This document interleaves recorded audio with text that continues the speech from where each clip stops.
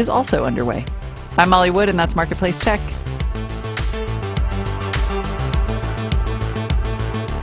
This is APM. Hi, I'm Brett Barry, the host of Soundbeat. Every episode features a recording from Belfer Audio Archive, one of the largest sound archives in the country. We add in a related storyline, whether it be about the performers, the songs, or something else entirely.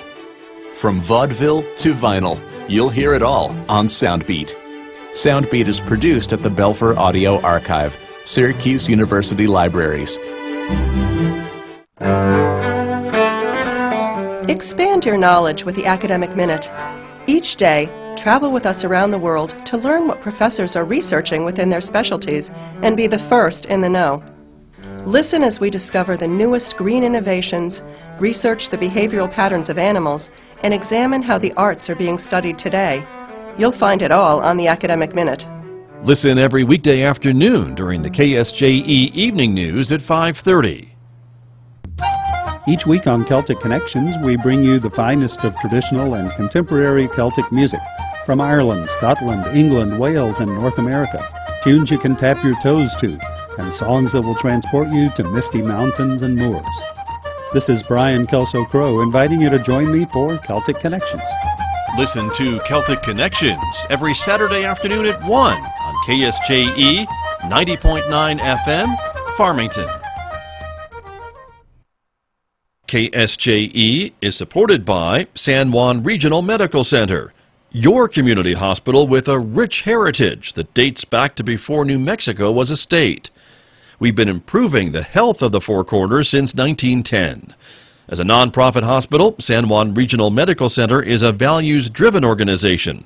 We strive to deliver on our mission to personalize health care and create vitality and enthusiasm in healing. We are here for you when you need us, offering a comprehensive range of inpatient, outpatient, and emergency care services.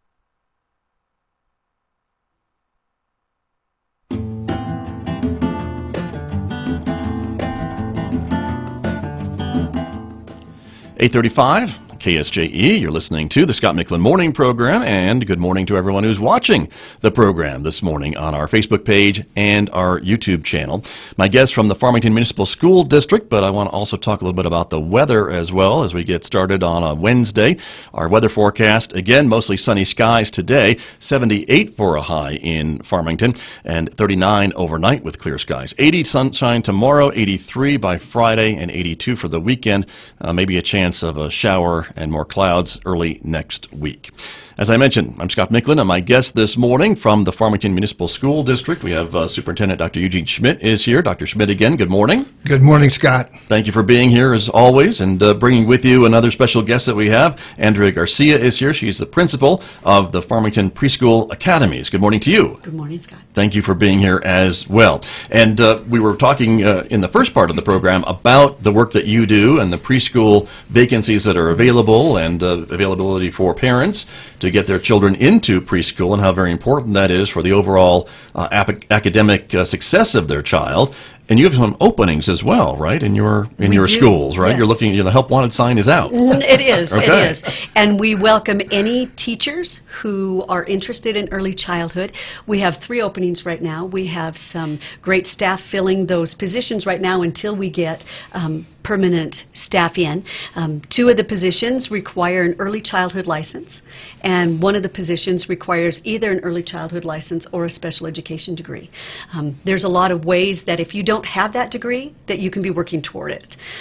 If you have a bachelor's degree in anything else, there's alternative licensure plans, and there's several. I believe we can help with that here at San Juan College, can't we? You can. Yes, we do indeed. have some alternative licensure Look, plans. there are the brochures, everyone who's watching. Yes, And indeed. we'll hire. You got it. We saw. Yeah, very good. You can work toward.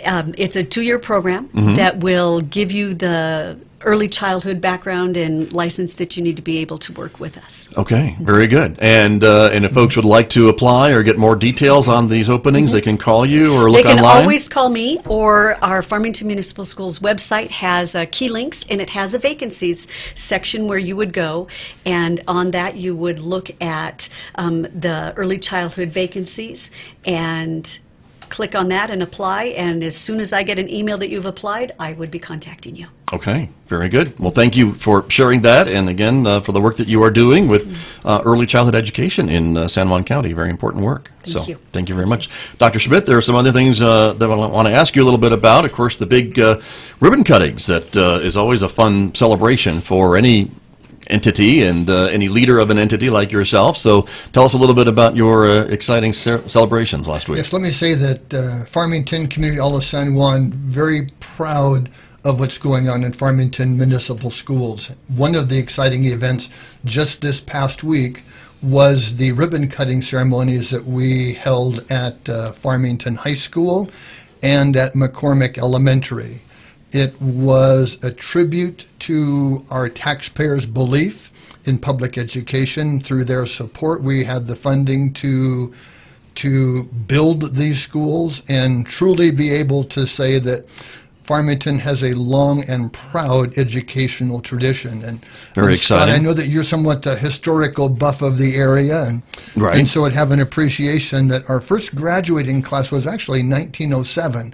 Even though we had schools before that, well into the late 1800s that we could talk about, but that's a different day. But right. This year's senior class at Farmington High will be the 112th graduating class, and to show you how that's a lot of green. That's a lot of green. That's true. We're seeing the pictures for folks who are watching us right now on Facebook and YouTube of the two. I think these are the two ceremonies, yes, right, from the two different schools. And the principals are highlighted, yes. Lynn White and Tim Keenans, and good for them for taking schools through an educational process during a construction. Right. And so that's a challenge. It's a challenge to be living in portables and scampering all over the campus. But these wonderful leaders and their staffs really performed well during 18 months of construction or more to provide quality education. So this was a great celebration for our community. Well done to our principal, staff, students, and community. Very true. And if you have not had an opportunity to go see those schools, I would encourage folks to go to an event at that school for the public, to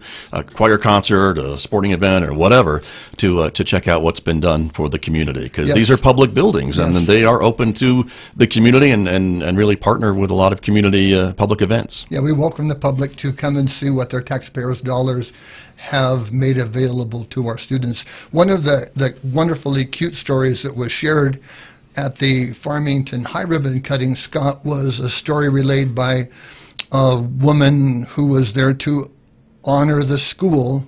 Apparently her father had been a school board member when they bought property outside of Farmington to build the high school. Wow. And so, here it is 100 years later that Farmington High is in the middle of town. Right, and that's true. As we think about, so what's going on out there in Tibbetts? Tibbetts feels like it's outside of town. That's right. At the moment, the new Tibbetts, that's true, on Troy King Road and Twin Peaks Boulevard out there. That's true. Watch our town grow, and 30 years from now, when they have the remodel ribbon cutting, they'll be in the middle of town. So great stories for our community. Very exciting. That's true.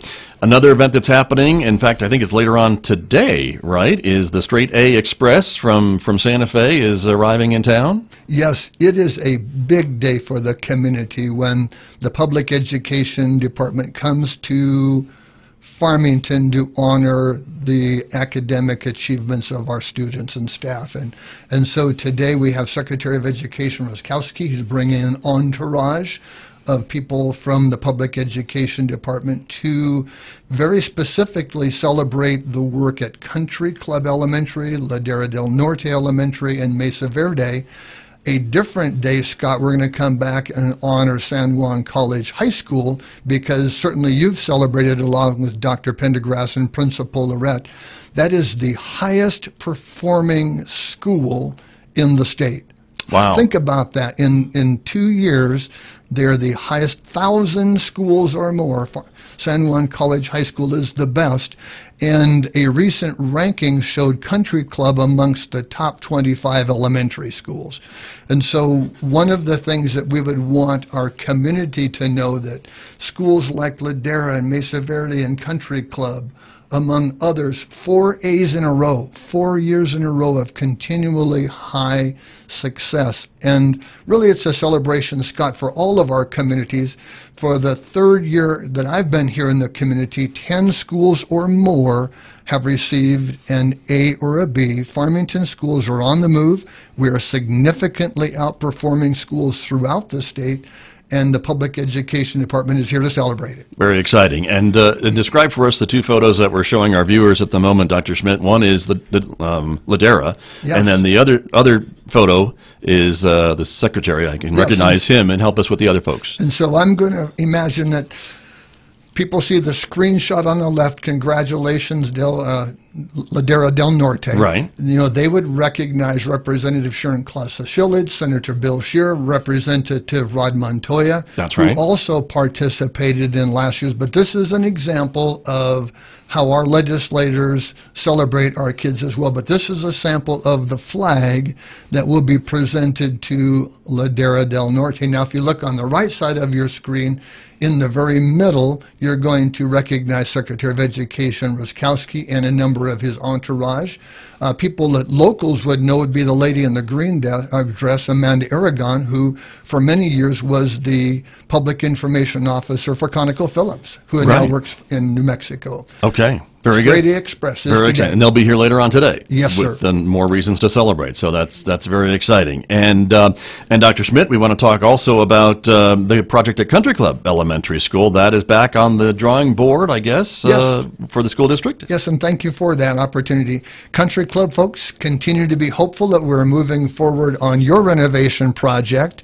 Ted Lazowitz, who is my Chief Operations Officer, Bobby Newland, my Chief Financial Officer. We went down to Santa Fe this last week and spent a half a day with the Public Schools Capital Outlay Council.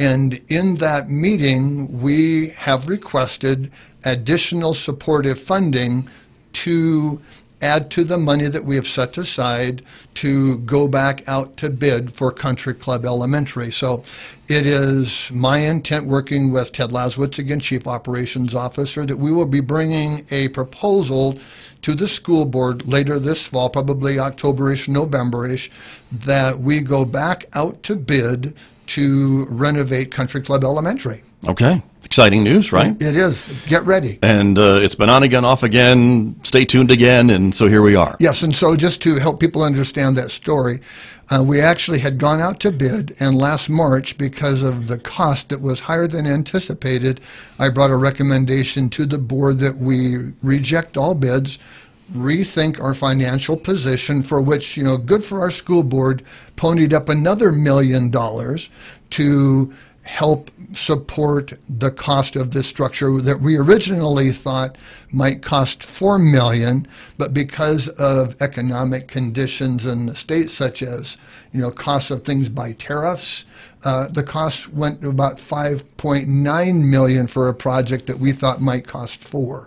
And so I have the money in my pocket if I can get that kind of a bid again. Okay, so stay tuned, everybody, is I think the word today, and so Yes. we'll see how that goes.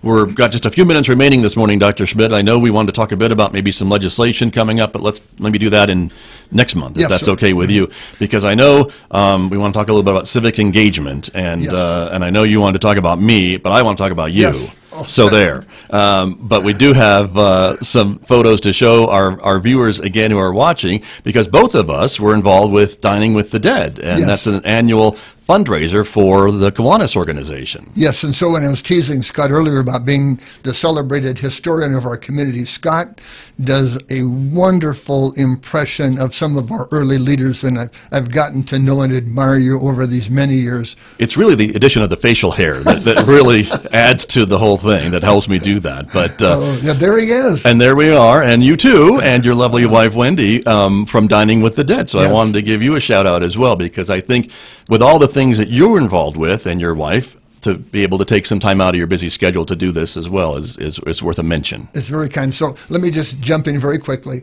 The part that Scott plays of Frank Pierce, and I was Alfred Stump, and there's also an A.F. Miller, were three of the founding fathers that gave Farmington its name in 1878. So Scott has a connection with history. Right. The part that he plays named the town. Right. And that mustache I'm wearing has a mind of its own. I'll tell you that right now, everyone. But your wife, Lucy Stump, yes, who your wife Wendy played, she had a reputation as well. She was a little, let's say, protective of her sidewalk in front of her house. I remember that. Yeah, it's a lovely story. As a grandmotherly person, she and her son George, after I passed, they built the cobblestone house that you see down at La Plata and Orchard by the Children's Museum, but it was actually the first sidewalk in Farmington, if you can imagine that, in the 1910s. Right. They had the first sidewalk. And so Lucy Stump was famous for chasing the children off the sidewalk who were roller skating, hopscotch, jump rope. She was famous for hands on the hips pointing at kids, "You get off my sidewalk." Which is a great story. And that's what this event is all about, all these great stories of Farmington's past Great and these stories. wonderful characters brought to life. And I'm glad to be able to show a photo of you, Dr. Schmidt, because in all the photos we've seen so far this morning, you're not in any one of them because you're taking them all. So I'm glad to be able to at least put you on screen with me and your wonderful wife to talk about the events that you do. It's a lot of fun. Thank you for that, Scott. You're very welcome. And we are out of time, everybody, so thank you all very much for coming in and talking about the work that you do in the district. Andrea Garcia, thank you for being here. Thank you, Scott. You're very welcome. Dr. Schmidt, as always, I appreciate you being here. See you next month. We will see you in October. That's very true. My guest from the Farmington Municipal Schools here on KSJE. Our weekly trip to the Encouragement Lab is coming up next. Everybody stay tuned.